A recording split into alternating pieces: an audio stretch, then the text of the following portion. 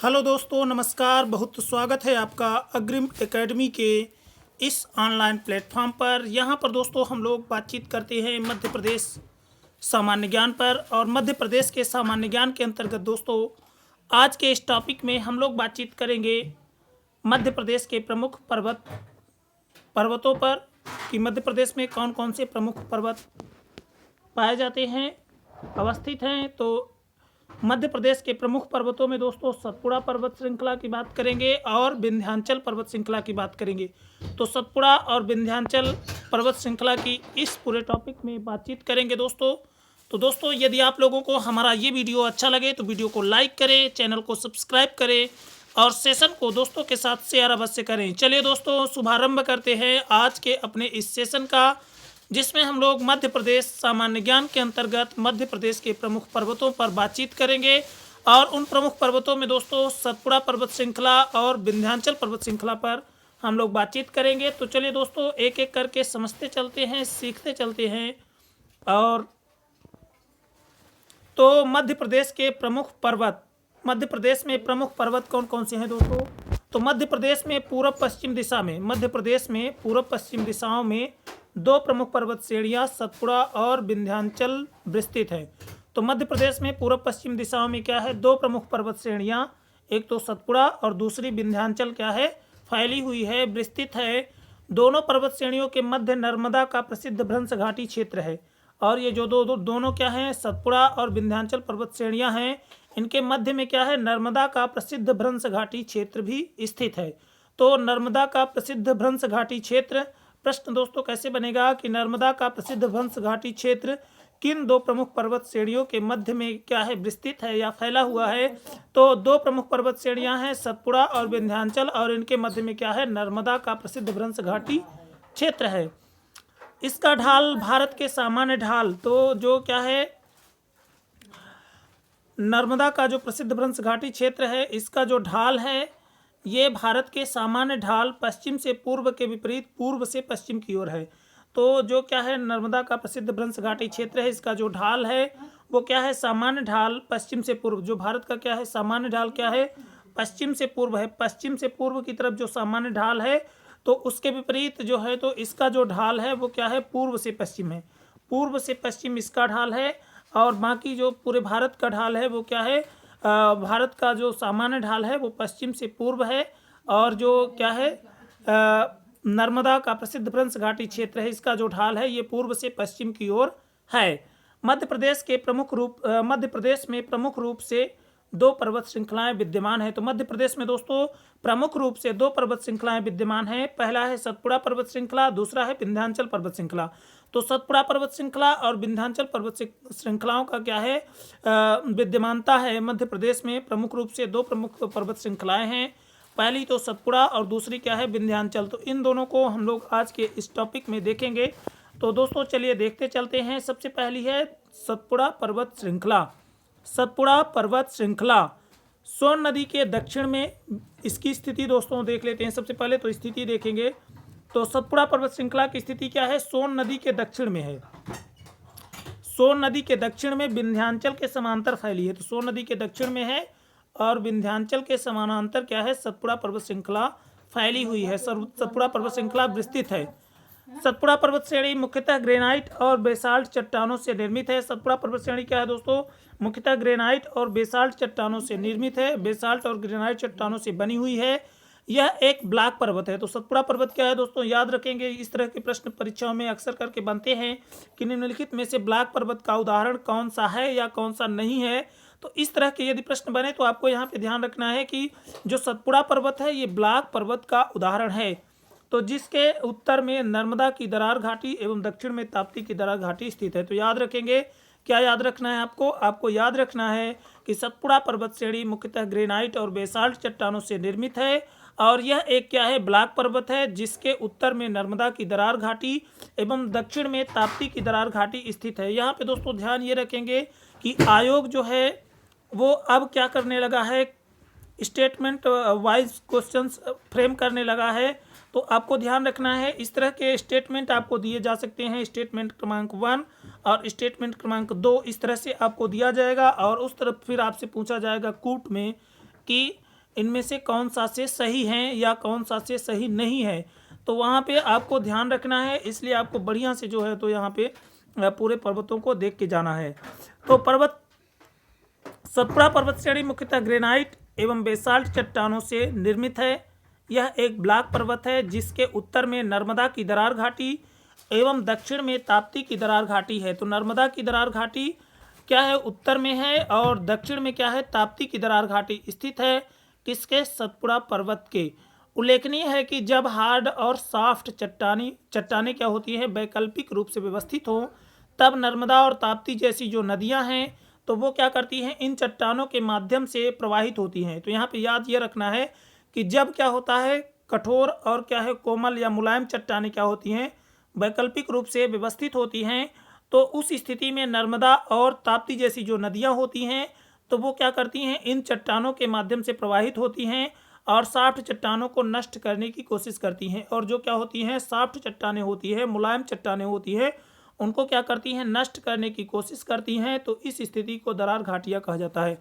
और इस स्थिति से क्या होता है, जो घाटियाँ बनती हैं उन घाटियों को क्या कहा जाता है, दरार घाटियाँ कहते हैं। यहाँ से दोस्तों मेंस का एक प्रश्न बनेगा तीन नंबर में, यदि तो इस तरह से बनेगा कि दरार घाटी में आपको क्या रहेगा, लिखने के लिए आएगा।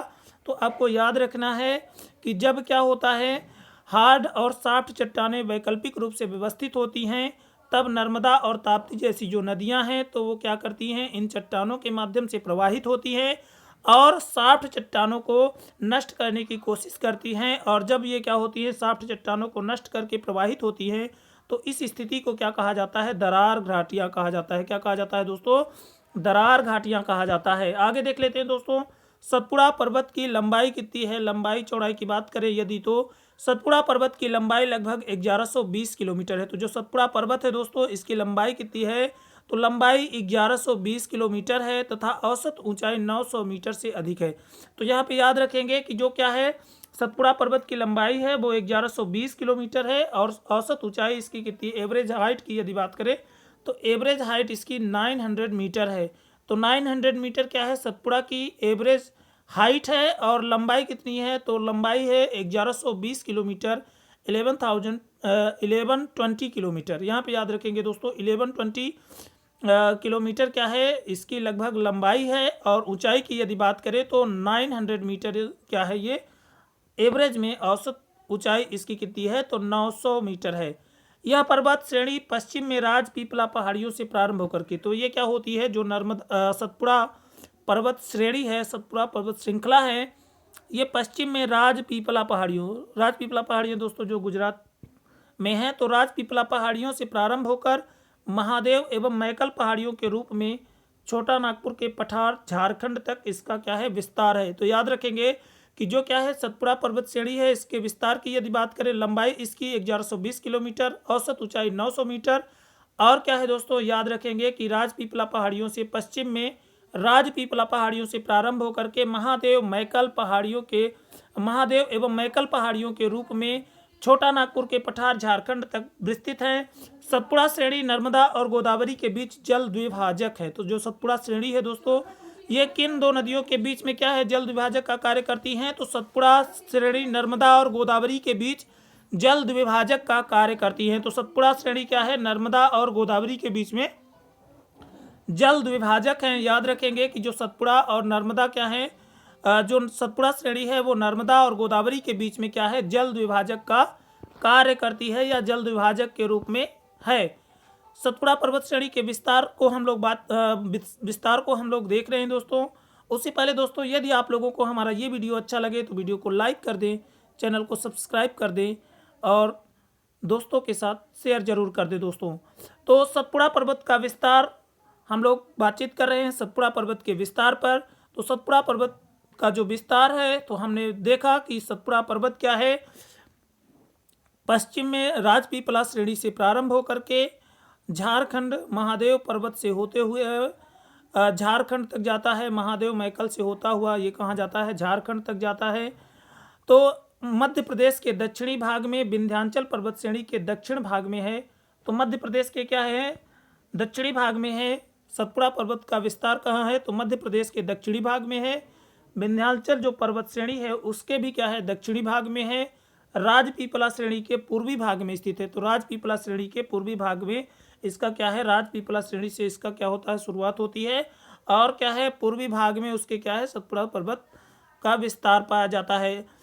अलीराजपुर अब विस्तारित जो जिले हैं जहाँ पर क्या है इसका विस्तार है इस पर्वत का, तो अलीराजपुर है, बड़वानी है, खरगोन है, खंडवा है, बुरहानपुर, बैतूल, छिंदवाड़ा, पचमढ़ी, सिवनी, बालाघाट, डिंडोरी, अनूपपुर। तो यहाँ पे याद रखेंगे कि मध्य प्रदेश के कितने जिलों में इसका विस्तार है, तो अलीराजपुर, बड़वानी, खरगोन, बुरहानपुर, खंडवा, बैतूल, छिंदवाड़ा, पचमढ़ी, सिवनी, बालाघाट, डिंडोरी और अनूपपुर तक।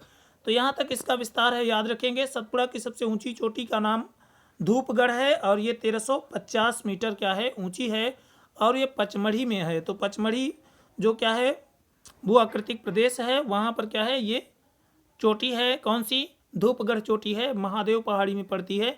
तो याद रखेंगे कि सतपुड़ा पर्वत का विस्तार मध्य प्रदेश के दक्षिणी भाग में है, विंध्याचल पर्वत श्रेणी के दक्षिण में है और राजपीपला श्रेणी के पूर्वी भाग में है। विस्तार की यदि बात करें तो जिले कौन कौन से आते हैं इस श्रेणी के अंतर्गत, तो अलीराजपुर, बड़वानी, खरगोन, बुरहानपुर, खंडवा, बैतूल, छिंदवाड़ा, पचमढ़ी, सिवनी, बालाघाट, डिंडोरी, अनूपपुर तक ये जाती है। सतपुड़ा पर्वत श्रेणी की सबसे ऊंची चोटी धूपगढ़ है जो कि 1350 मीटर है और ये क्या है पचमढ़ी में है, महादेव पर्वत श्रेणी में। सतपुड़ा पर्वत श्रेणी के उप विभाजनों को देख लेते हैं दोस्तों। तो सतपुड़ा पर्वत श्रेणी के उप विभाजन कितने हैं, तो अध्ययन के लिए हम या कि सतपुड़ा पर्वत श्रेणी के उप विभाजन की यदि बात करें तो सतपुड़ा पर्वत श्रेणी के 3 उप विभाजन हैं, राजपीपला, महादेव, मैकाल। तो 3 क्या है सतपुड़ा पर्वत श्रेणी के 3 प्रमुख उप विभाजन है, एक तो राजपीपला, दूसरा महादेव, तीसरा मैकाल। तो यहाँ पे याद रखेंगे कि सतपुड़ा पर्वत श्रेणी के 3 उप विभाजन हैं, राजपीपला, महादेव, मैकाल। तो सबसे पहले दोस्तों जो पहला है राजपीपला श्रेणी उसको देख लेते हैं। तो राजपीपला श्रेणी क्या है दोस्तों, संकरी, टेढ़ी मेढ़ी, प्रपाती ढलान वाली श्रेणी है। तो जो राजपीपला श्रेणी है वे क्या है दोस्तों, जो राजपीपला श्रेणी है ये संकरी, टेढ़ी मेढ़ी, प्रपाती ढलान वाली श्रेणी है जो गुजरात के राजपीपला से होते हुए मध्य प्रदेश के पश्चिमी सीमा में बुरहानपुर दर्रे तक आती है। तो गुजरात के राजपीपला से मध्य प्रदेश की पश्चिमी सीमा से होते हुए बुरहानपुर दर्रे तक क्या है राजपीपला श्रेणी का विस्तार है। तो राजपीपला श्रेणी क्या है, सकरी है, टेढ़ी मेढ़ी है, प्रपाती ढलान वाली है और गुजरात राजपीपला से मध्य प्रदेश की पश्चिमी सीमा राजपीपला तथा मध्य प्रदेश की पश्चिमी सीमा से बुरहानपुर दर्रे तक इसका क्या है विस्तार है। आगे देख लेते हैं दोस्तों। तो आगे राजपीपला श्रेणी की बात करें यदि, तो राजपीपला श्रेणी सतपुड़ा का पश्चिमी भाग है। तो राजपीपला श्रेणी क्या है, सतपुड़ा जो पर्वत श्रृंखला है इसका क्या है पश्चिमी विस्तार है या पश्चिमी भाग है, जिसका विस्तार गुजरात व मध्य प्रदेश में बुरहानपुर दर्रे तक है। तो गुजरात व मध्य प्रदेश में इसका क्या है विस्तार है। तो गुजरात में राजपीपला श्रेणी क्या है, सतपुड़ा का पश्चिमी भाग है और इसका विस्तार गुजरात व मध्य प्रदेश में बुरहानपुर दर्रे तक है। इसके अंतर्गत बड़वानी, असीरगढ़, ग्वालीगढ़ आती हैं। तो इसके अंतर्गत कौन कौन सी पहाड़ियाँ आती हैं, तो बड़वानी की पहाड़ियाँ, असीरगढ़ की पहाड़ियाँ, ग्वालीगढ़ की पहाड़ियाँ आती हैं और इसकी सर्वोत्तम चोटी जो है उसका नाम है चुलगिरी।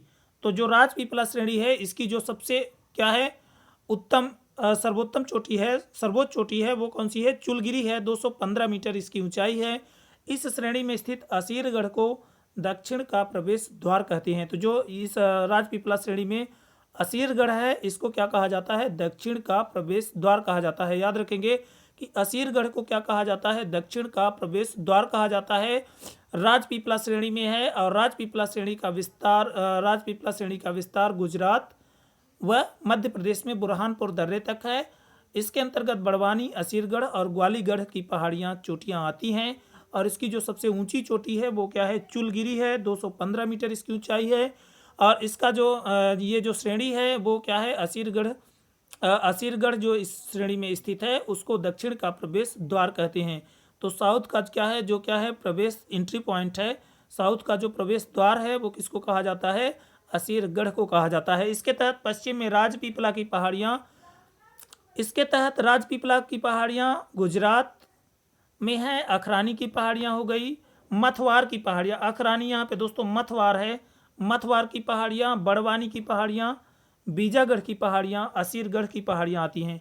तो यहाँ पे याद रखेंगे कि राजपीपला श्रेणी के अंतर्गत पश्चिम में राजपीपला की पहाड़ियाँ हैं गुजरात में।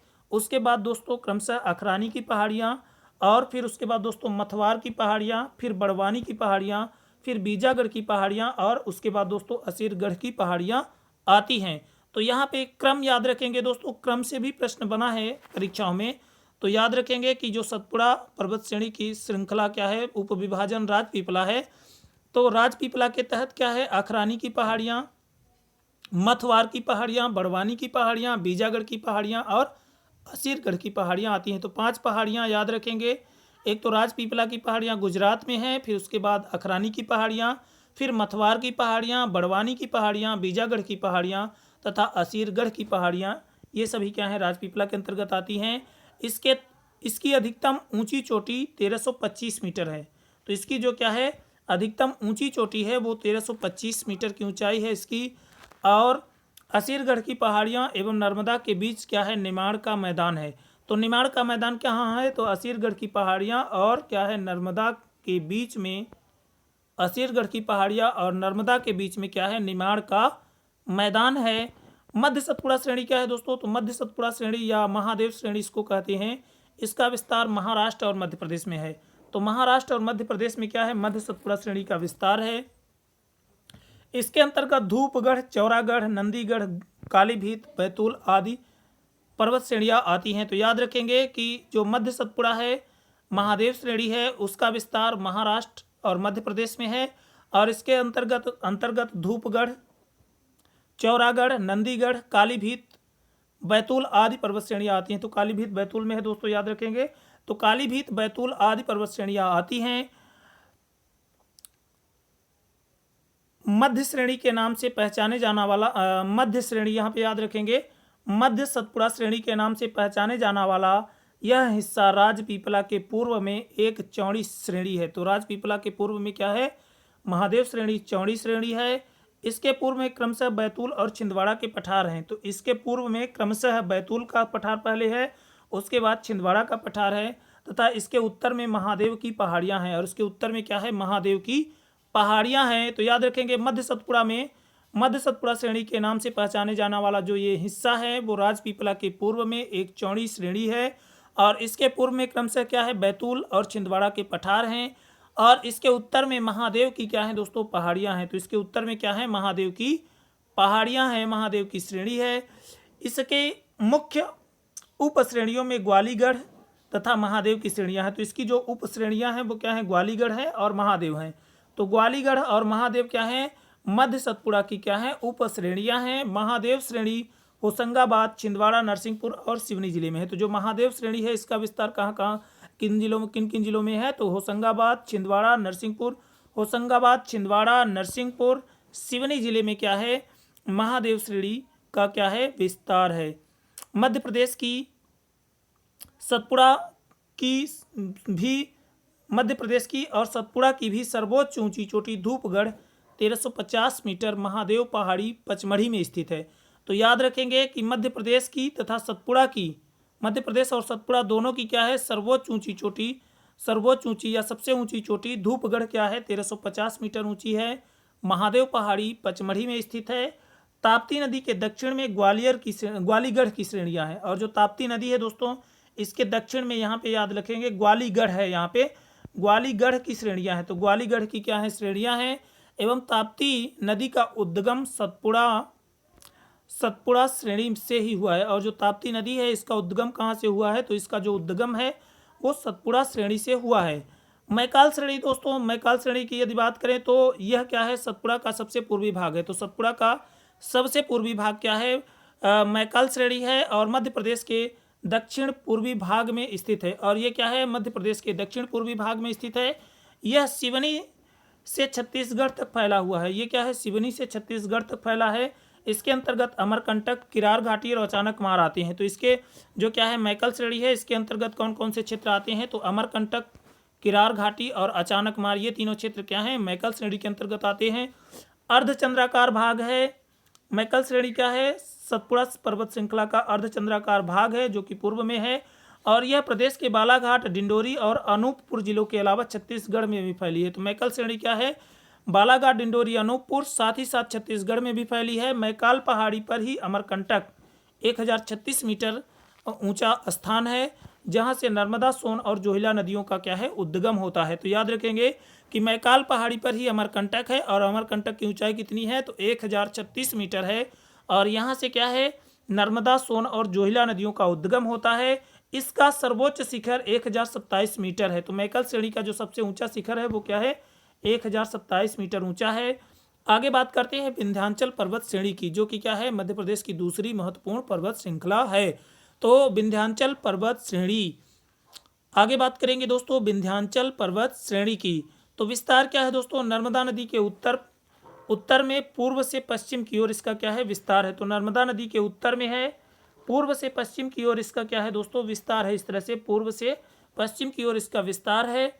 यह प्राचीन युग की परतदार चट्टानों से निर्मित है। तो जो विंध्याचल पर्वत श्रेणी है क्या है? ये प्राचीन युग की परतदार चट्टानों से निर्मित है, जिसमें लाल बलुआ पत्थर बहुतायत में मिलते हैं। तो जिसमें क्या होता है? लाल बलुआ पत्थर परतदार चट्टानों में अधिकता से मिलता है, इसकी मात्रा पाई जाती है पर्याप्त। विंध्याचल पर्वतमाला पश्चिम से पूर्व की ओर भांडेर, कैमूर और पारसनाथ की पहाड़ियों के रूप में गुजरात से लेकर झारखंड तक विस्तृत है। तो यहाँ पे याद रखेंगे कि जो विंध्याचल पर्वतमाला है, ये पश्चिम से पूर्व की ओर भांडेर, कैमूर एवं पारसनाथ की पहाड़ियों के रूप में गुजरात से लेकर के झारखंड तक फैली है। तो विंध्याचल पर्वतमाला पश्चिम से पूर्व की ओर भांडेर, कैमूर, पारसनाथ की पहाड़ियों के रूप में गुजरात से लेकर के झारखंड तक फैली हैं। इसे अवशिष्ट पर्वत कहा जाता है। तो विंध्याचल पर्वत क्या है? अवशिष्ट पर्वत है। जबकि सतपुड़ा पर्वत को हम लोग पढ़ा था, तो वो क्या था? वो ब्लॉक पर्वत का उदाहरण था। तो विंध्याचल क्या है? अवशिष्ट पर्वत का उदाहरण है। सतपुड़ा ब्लॉक पर्वत का उदाहरण है। हिमालय से पहले का माना जाता है। तो विंध्याचल क्या है? हिमालय से पहले का है। यह पर्वतमाला उत्तर भारत को दक्षिण भारत से अलग करती है। तो जो विंध्याचल पर्वत श्रेणी है दोस्तों, ये क्या करती है? तो विंध्याचल पर्वतमाला उत्तर भारत को दक्षिण भारत से अलग करती है। यह मध्य प्रदेश की सबसे प्राचीन पर्वत श्रेणी होने के साथ ही विश्व की भी सर्वाधिक प्राचीनतम पर्वत श्रेणियों में से एक है। तो यहाँ पे याद ये रखना है कि मध्य प्रदेश की सबसे प्राचीन पर्वत श्रेणी की यदि बात करें तो वो कौन सी है? तो मध्य प्रदेश की सबसे प्राचीन पर्वत श्रेणी विंध्याचल पर्वत श्रेणी है। ठीक है दोस्तों, और ये क्या है? विश्व की भी सर्वाधिक प्राचीनतम पर्वत श्रेणियों में से इसका नाम आता है। विंध्य पर्वत श्रेणी का विस्तार, तो विंध्याचल पर्वत का निर्माण क्या हुआ है? निर्माण इसका लाल एवं बलुआ पत्थरों से हुआ है। यहाँ पे याद रखेंगे कि लाल और बलुआ पत्थर से इसका क्या हुआ है? निर्माण हुआ है। यहाँ पे दोस्तों मिसप्रिंट है, मिस टाइप हो गया है।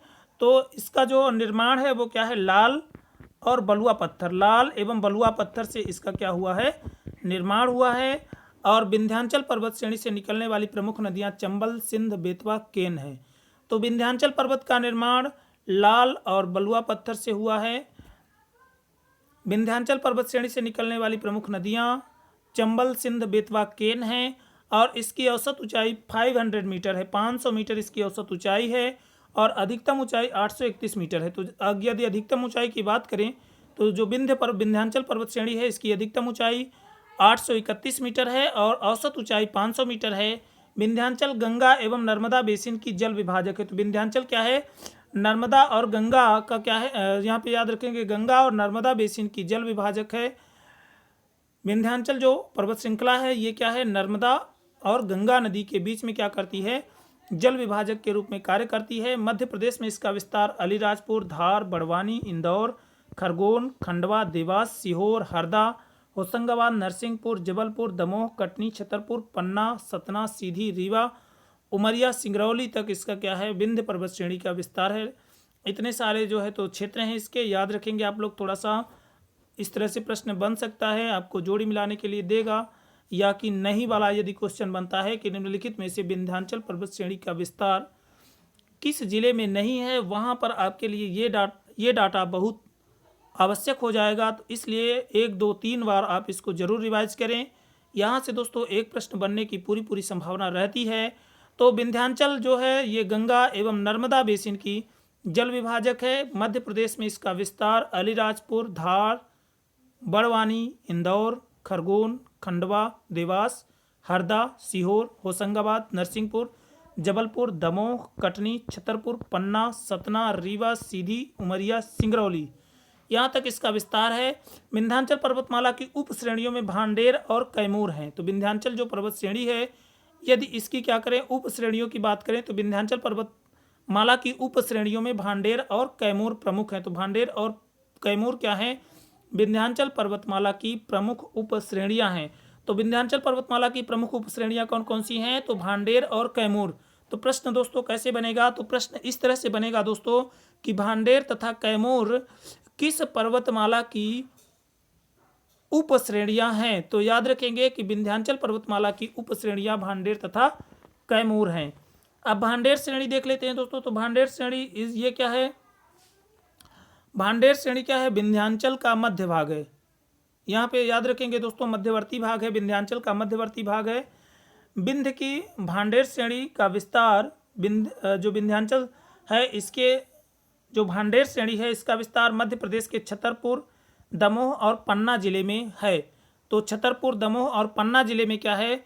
भांडेर श्रेणी का विस्तार है और यह विंध्याचल का पूर्वी विस्तार है। और ये क्या है? विंध्याचल का पूर्वी विस्तार है। रीवा पन्ना के पठार में विंध्य की सबसे ऊंची चोटी गुडविल चोटी सद्भावना शिखर 752 मीटर ऊंची दमोह में स्थित है।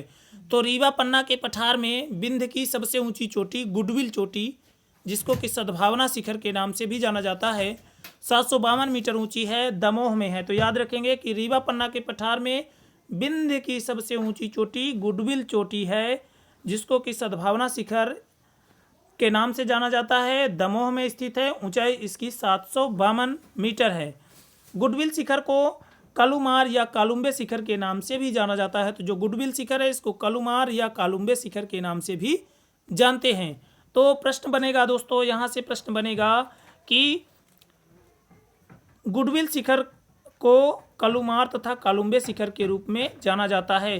तो प्रश्न इस तरह से बनेगा दोस्तों कि कलुमार तथा कालुम्बे शिखर के उपनाम से किस चोटी को जाना जाता है? तो गुडविल चोटी को जाना जाता है। और इसका विस्तार कहाँ है? तो ये दमोह जिले में है और रीवा पन्ना के पठार में है। इस तरह से पूरी जानकारी आप लोग इसको याद रखेंगे।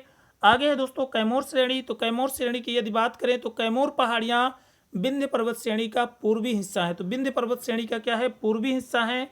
क्या कैमूर श्रेणियाँ जो मध्य प्रदेश के जबलपुर जिले के कटंगी से प्रारंभ होकर के, तो जबलपुर जिले के कटंगी से प्रारंभ होकर कटनी, सतना, रीवा, सीधी व सिंगरौली होते हुए झारखंड तक जाती हैं। तो कैमूर श्रेणी का विस्तार यदि देखें तो मध्य प्रदेश के जबलपुर जिले के कटंगी से इसका प्रारंभ होता है और कटनी, सतना, रीवा, सीधी, सिंगरौली होते हुए झारखंड तक इसका फैलाव है, झारखंड तक इसका विस्तार है। इसके अंतर्गत त्रिकुटा पर्वत, याद रखेंगे त्रिकुटा पर्वत, मैहर और गिद्धराज पर्वत, सतना आते हैं। तो कैमूर श्रेणी के अंतर्गत त्रिकुटा पर्वत, मैहर और गिद्धराज पर्वत, सतना आते हैं। यहाँ से प्रश्न बनेगा दोस्तों कि विंध्याचल पर्वत की वह कौन सी श्रेणी है जिसके अंतर्गत त्रिकुटा पर्वत, मैहर और गिद्धराज पर्वत, सतना आते हैं।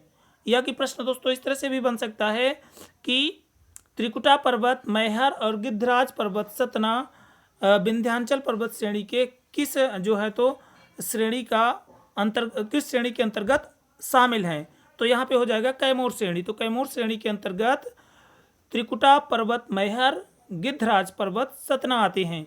तो यह पर्वत श्रेणी सोन नदी की घाटी के उत्तरी किनारे पर खड़ी दीवार के रूप में जाती है। तो ठीक है दोस्तों, यहाँ पे याद रखेंगे कि सोन नदी की घाटी के उत्तरी किनारे पर खड़ी दीवार के रूप में ये क्या है? ये श्रेणी जाती है कहाँ तक? झारखंड तक। केन नदी का उद्गम स्थल कैमूर श्रेणी ही है। तो कैमूर श्रेणी क्या है? केन नदी का उद्गम स्थल है। तो यहाँ पे ये भी प्रश्न सीधा सीधा बनता है दोस्तों परीक्षाओं में कि केन नदी का उद्गम स्थल विंध्याचल पर्वत की वह कौन सी उप श्रेणी है? तो कैमूर श्रेणी है। तो विंध्याचल पर्वत के अंतर्गत जो कैमूर श्रेणी है वहाँ से केन नदी का क्या होता है?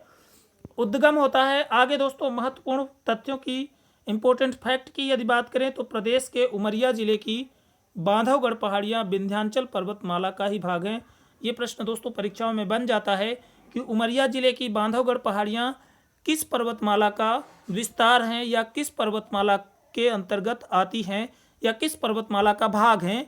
तो यहाँ पे याद रखेंगे कि जो बांधवगढ़ की पहाड़ियाँ हैं ये क्या है, विंध्याचल पर्वतमाला का क्या है, भाग है। विंध्याचल पर्वत की सर्वोच्च चोटी बुंदेलखंड पठार में स्थित है। इसको सिद्ध बाबा की चोटी के नाम से जाना जाता है और 1172 मीटर इसकी क्या है, ऊंचाई है। तो विंध्याचल पर्वत की सर्वोच्च चोटी बुंदेलखंड पठार में स्थित सिद्ध बाबा है और ये क्या है, 1172 मीटर ऊंची है। अमरकंटक मैकाल पर्वत श्रेणी की चोटी है। अमरकंटक क्या है, मैकाल पर्वत श्रेणी की चोटी है। तो अमरकंटक क्या है, किस श्रेणी के अंतर्गत आती है, तो मैकाल पर्वत श्रेणी के अंतर्गत आती है, जो कि विंध्याचल का क्या है, उप विभाजन है। तो मैकाल पर्वत श्रेणी अमरकंटक मैकाल पर्वत श्रेणी के अंतर्गत आता है दोस्तों। 1036 मीटर ये क्या है, ऊंचा है। ये सतपुड़ा का क्या है दोस्तों, यहाँ पे याद रखेंगे, थोड़ा सा मिसप्रिंट हो गया है। तो सतपुड़ा का क्या है, ये उप विभाजन है। मैकाल सतपुड़ा का उप विभाजन है। विंध्याचल का तो हम लोगों ने देखा 2 विभाजन उसके अभी। और उसके बाद दोस्तों अमरकंटक को सतपुड़ा पर्वत तथा विंध्याचल पर्वत श्रृंखला के मिलन का संधि स्थल भी माना जाता है। तो जो अमरकंटक है उसको सतपुड़ा पर्वत तथा विंध्याचल पर्वत श्रृंखला के मिलन का संधि स्थल माना जाता है। तो दोनों का क्या है, जो ज्वाइंट पॉइंट है, तो जो क्या है, मिलन का संधि स्थल किसको मानते हैं, अमरकंटक है। सतपुड़ा और विंध्याचल दोनों पर्वत श्रृंखलाओं का क्या है, मिलन स्थल जो है तो अमरकंटक है। मालवा का पठार विंध्याचल पर्वत श्रृंखला में स्थित है। मालवा का जो पठार है वो किस पर्वत श्रृंखला के अंतर्गत आता है, तो विंध्याचल पर्वत श्रृंखला में स्थित है मालवा का पठार। और विश्व की सर्वोच्च चोटी सिंगार चोटी है। तो मालवा के पठार की जो यहाँ पे दोस्तों ये गड़बड़ हो गया है, यहाँ पे मालवा का पठार है, विश्व नहीं है। मालवा के पठार इसकी सर्वोच्च चोटी है, यहाँ पे इसकी सर्वोच्च चोटी। तो मालवा के पठार की जो सबसे ऊंची चोटी है वो कौन सी है, सिगार चोटी है, 881 मीटर है। विंध्याचल पर्वत श्रृंखला में ये भी है। तो इस तरह से दोस्तों इंपॉर्टेंट फैक्ट भी हमने देखा आज। तो दोस्तों आज का हमारा टॉपिक छोटा था, यहीं से समाप्त होता है। और यदि आप लोगों को हमारा ये वीडियो अच्छा लगे तो वीडियो को लाइक करें, चैनल को सब्सक्राइब करें और सेशन को दोस्तों के साथ शेयर करना ना भूलें। तो दोस्तों कमेंट बॉक्स में ये भी बताएं कि इन वीडियोस को आप सभी लोगों के लिए और किस तरह से उपयोगी बनाया जा सकता है। धन्यवाद दोस्तों। जय हिंद, जय भारत, भारत माता की जय।